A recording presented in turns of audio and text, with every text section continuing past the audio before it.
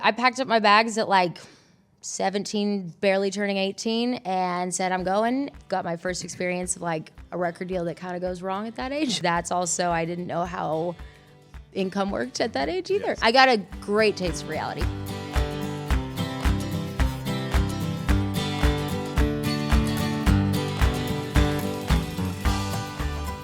Thank you so much for joining me today. Thank you for having me. So I'm Brandon Bowen, and I have a 1-hour radio show down in Charleston, South Carolina, a financial radio show. So have you ever been to Charleston? Well, funny enough, I actually was just there, and I also, my grandparents are Spartanburg. Really? And I have my cousin in Columbus.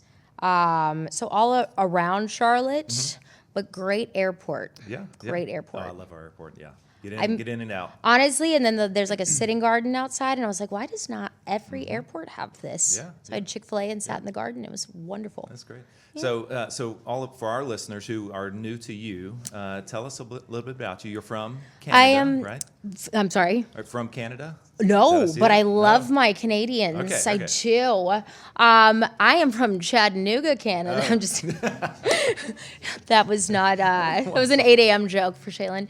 Anyways, I'm from Chattanooga, Tennessee, and then grew up the rest of the time in Allen, Texas. Okay.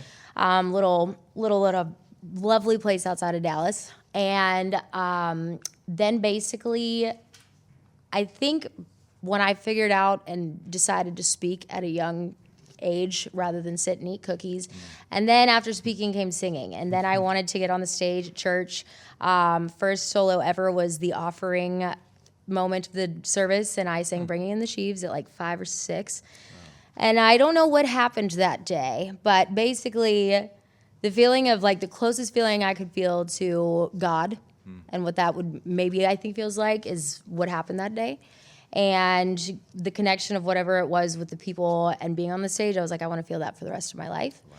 No one in my family does music. Parents, FBI background, and then there's me. And they were like, okay, like that's cute, but let's think about like all the options. And I was like, I'm doing this. And I did it. So basically, long story short, then I just started pursuing it, would do after hours school for like entertainment, all the things, anything I could get my hands on, musical theater, landed in a pop group super young, and then that started the whole thing about taking it on as a professional career.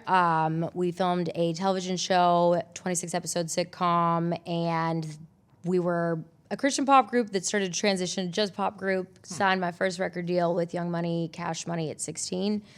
And that's what then, I thought I'd always come to Nashville because I wanted to and grew up on country music. And that's all I've really known internally, which you can hear it in my pop songs, is like these melodies that are country. And but then I went out to LA and I was like, okay, like, so I packed up my bags at like 17, barely turning 18, and said, I'm going. And we got out there, and I got my first experience of like a record deal that kind of goes wrong at that age. And I worked so many jobs at that time because that's also, I didn't know how income worked at that age either. Yes. Finance and not getting to know. I got a great taste of reality. Yes. So now I'm out there, and my group and I like are trying to make it work, and they're just kind of probably 2 years in, we're just like, we're gonna go back. And I was like, what? So I stayed, and they all have beautiful lives, but didn't do anything in the music world. And I was like, this is only what I have to do in my life. So I kept chasing it, and then I wrote my way to my first publishing out there, and then later on, second record deal happens, and wonderful experience. It was just timing, COVID, everything. I was like, okay.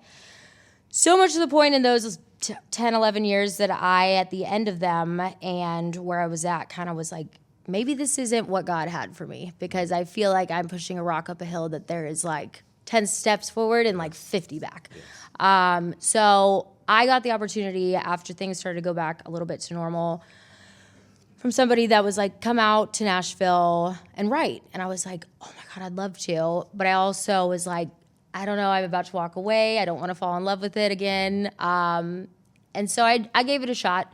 But in my head, I was like, I'm going to go write these songs, pitch them to people. And then when I come back, we'll call it quits and see what he has for me.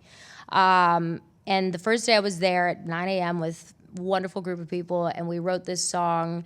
And I got to merge whatever in the entire chapters of my life and what it was in that room that day combined with the amazing, talented humans in Nashville. It clicked, and it was just like I left that session, and it was the first time where I was like, I usually could give a song away and be fine and be a vessel, but today I can't. Nope. But I also am in a record label that I can't get out of, and I was like, something told me like, just go try, and I was like, okay. Got out of that, got out of the management, and my lease was coming up on renewal, and I was like, I'm not going to renew. I'm going to pack my bags, and I did. Came out, put the song out probably like a couple months later independently, and I was like, all right, I'll put this out because it's exactly what I've wanted to say after these many years, and I was very proud of it, and I loved it, and if that's all it is, that's all it is. Sure enough, he doing what he does. I'm like 3 months in, I was like, that's more than Peggy Sue, my mom listening. And then 6 months, my life changed, and 7, 8 months, and Mr. Scott Bruschetta gave me my third chance, which is very rare in music, and it has been nothing but a dream. So that leads me here, and as much as I wanted to keep that shorter, it's a lot of years to condense down, and I love to talk. You sharing all of that and how you brought a whole team together, how it kind of formed over the years and the different paths that you took. How hard was that to learn who to trust, who to bring along, and who to walk away from at that time to get you to this point now? I'm still learning that as we speak, because I think overall outside of music, that's a hard thing to learn, and you come encounter with it again, you think you got it right, and you didn't. And music it's tricky. It's like your internal, who you have closest to you is probably the most important, if not more important than the artist at that point.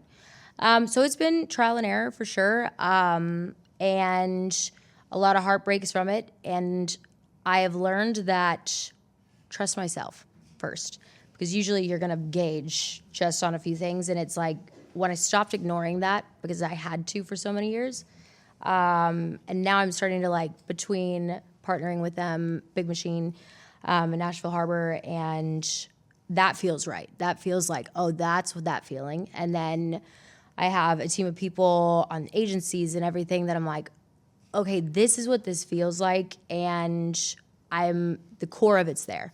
And so that feels really nice, because let me tell you, years prior, trial it, more error than anything. So, but we learned, and I am grateful for who I have now in this journey. Well, thank you for joining. Thank sharing all of that. Faith is very Absolutely. important to me as well in my practice, and I appreciate you sharing Thank all you. that. So thank you. Thank you. And Charleston, we love it. Yes. Are you from there? Near Clemson. So Oh, upstate, no yeah. way. My cousin went to Clemson. Okay, So yeah. he's a big Clemson fan. Yes. In fact, I have to buy Just Blood if you even remotely are like, another team's on, and he's like, you're dead to me. exiled. Yeah. So I know all about that. Yes. Amazing. Well, thank you for having me. Yeah, thank you. Thank you for letting me chat.